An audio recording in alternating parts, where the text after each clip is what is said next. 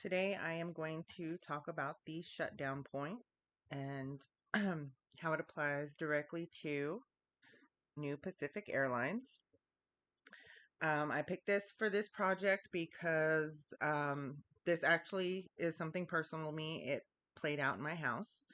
My partner worked there, so we saw the shutdown from the employee side of the process. A shutdown point is a moment when a firm's revenue falls below its average variable cost. In simple terms, it's when operating makes the losses worse.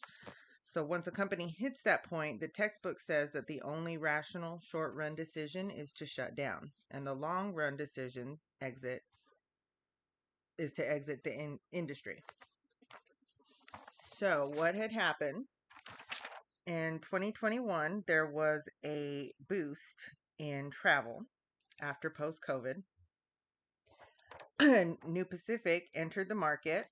The fares were high, the demand was unpredictable, and it looked like there was room for a new trans-Pacific carrier.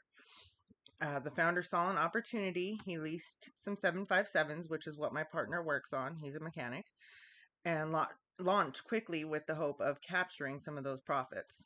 That's exactly what the textbook describes. When profits look possible, firms enter.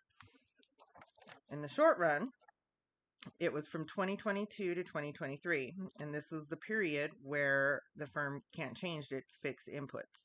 And New Pacific had a lot of fixed costs locked in. Aircraft leases, maintenance contracts, labor, all of it.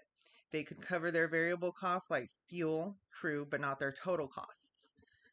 The textbooks say that firms keep operating as long as they can cover their variable costs, even if they're losing money overall because the fixed costs are shrunk. Then we hit the shutdown point, 2024. This is when the revenue dropped below their variable costs. The price they could charge for tickets wasn't enough to cover the actual flying of the planes. At that point, every flight increased the loss.